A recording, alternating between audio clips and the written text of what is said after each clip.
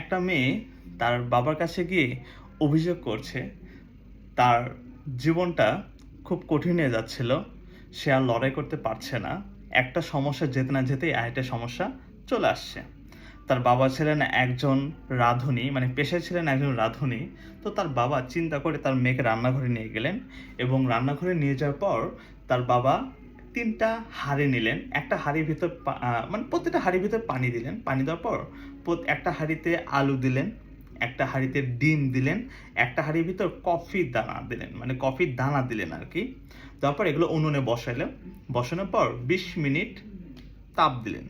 দেওয়ার পর তার মেয়েকে জিজ্ঞেস করলো, বাবা এখানে কি আছে দেখো তো। তার মেয়ে স্বাভাবিকভাবে বলতেছে যে একটা ভিতর আলু, একটা ভিতর ডিম, একটা ভিতর কফি ছিল।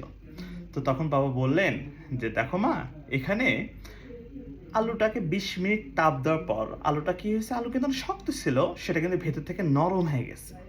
আবার তোমার যে ডিম ভেতরে কি ছিল, নরম এবং তরল ছিল, কিন্তু তাপ দেওয়ার পর কি হয়েছে, ভেতর থেকে শক্ত হয়ে গেছে।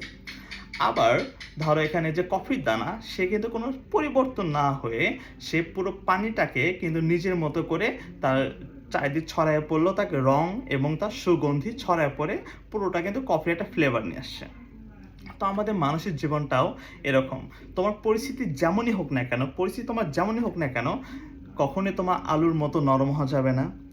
আবার কখনো ভেতর থেকে শক্ত হওয়া যাবে না, মানে ইমোশনাল হয়ে ভেতর থেকে শক্ত হওয়া যাবে না। কিন্তু তোমার পরিস্থিতিটাকে বদলায়ে নতুন করে সুন্দর করে কফির মতো একটা আস্তরণ তৈরি করে চারিদিক তোমার রং, তোমার সুগন্ধি ছড়ায় দিয়ে তোমার যে প্রভাবটা আছে, তুমি যে জীবনে সফল হতে পারবা, সেটা তোমাকে গুছিয়ে নিয়ে আসতে হবে।